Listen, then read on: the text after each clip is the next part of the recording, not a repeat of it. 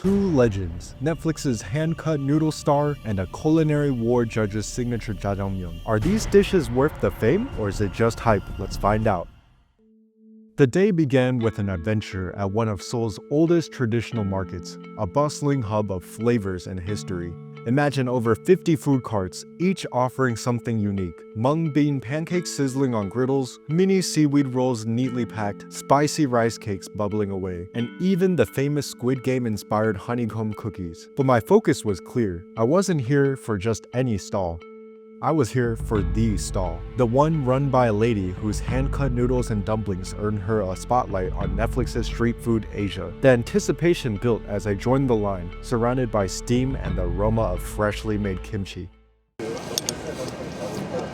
think the kimchi here is solid. The food arrived, steaming hot dumplings and their signature noodles.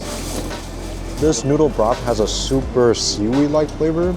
I feel like it's pretty standard. I mean, you can find it in a lot of different street food. There's two different kinds. We got the half and half, the pork and the kimchi. The first bite was satisfying, but then I noticed something. Many of the stalls here offered similar dishes. Just a few steps away, another shop was selling dumplings for the same price. I decided to give their dumplings a try to see how they compared. Yeah, even though they look the same, you can definitely tell the taste difference.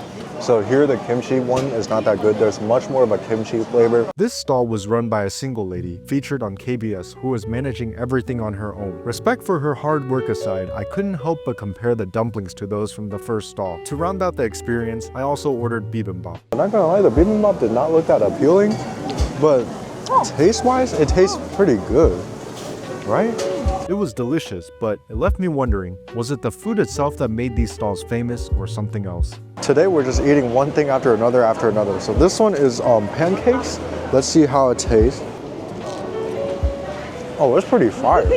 It's like, damn, bro.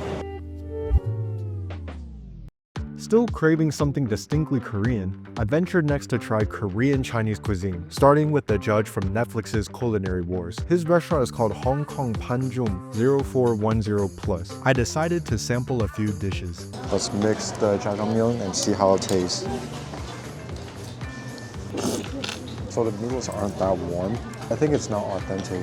It kind of tastes like a lo mein. This is the tansiu. It was incredibly crunchy with a strong gingery flavor. Probably the most authentic tasting dish on the table. Next, the ganpung shrimp stood out with its crispy texture and tangy sauce. They kept the tails on the shrimp, which was cool, though the flavor leaned more Western than I expected, but it was still really good. Now let's try the jjampong. It was super spicy with a lot of peppers inside, but the flavor felt more like a cheesy Western style broth than the traditional gochujang spice I was hoping for. This restaurant delivered flavors reminiscent of Chinese takeout, but it lacked the depth of a traditional jajangmyeon.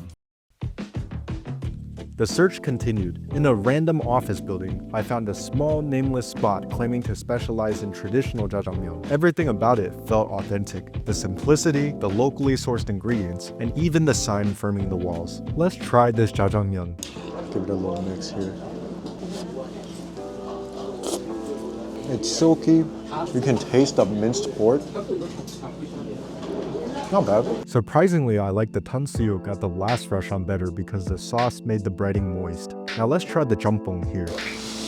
The noodles are really good and the broth is decent too.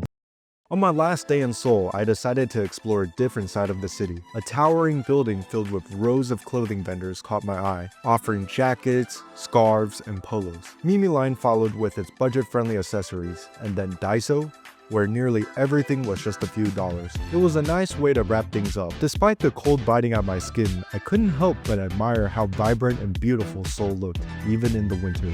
But the day wasn't over without one last stop, Costco. Imagine a massive H-Mart but in Costco form. I stocked up on a few items and made a mental note. Next time, I'll be back to rate every food court item.